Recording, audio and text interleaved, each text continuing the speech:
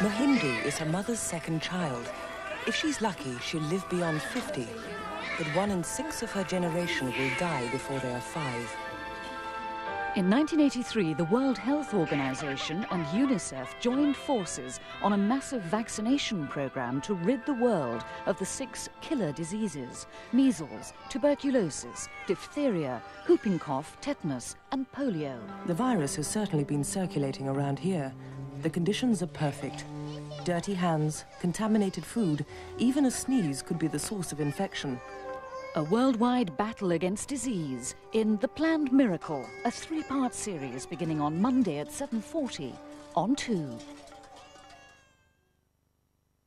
On BBC One now, those birds of a feather, Sharon and Tracy, find their feathers ruffled by a visit from Daryl's parents.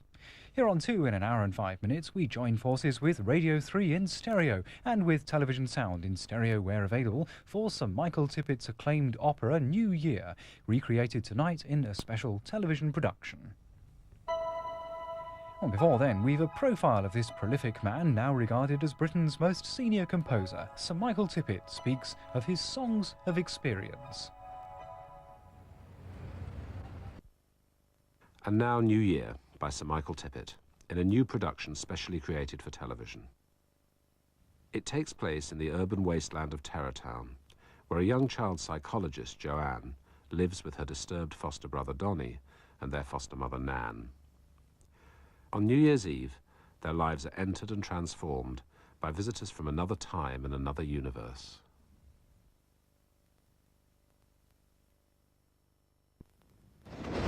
American writer Don DeLillo explores his obsessive world of words and images, novelist and gunmen, in Omnibus this week. A lonely young man, living in a fiction he hasn't bothered to put down on paper. But this doesn't mean he isn't organized. He organizes everything.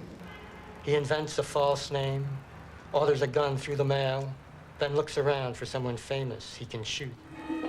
45 years after he left, J.G. Ballard returns to the city of Shanghai.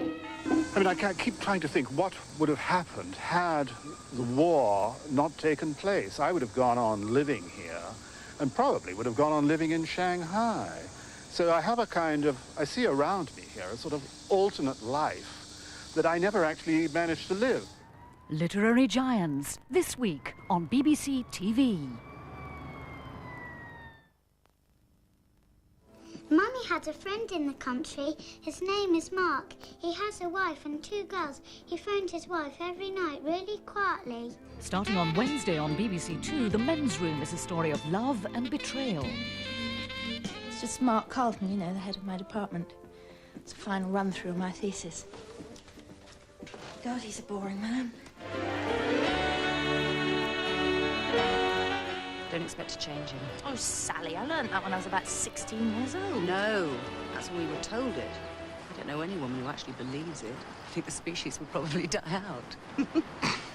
I have to have affairs to be involved. An affair spanning the 1980s. The Men's Room begins on Wednesday at 9:25 on 2.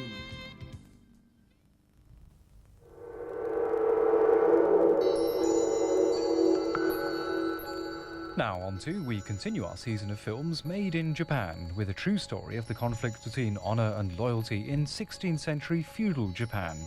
Rikyū.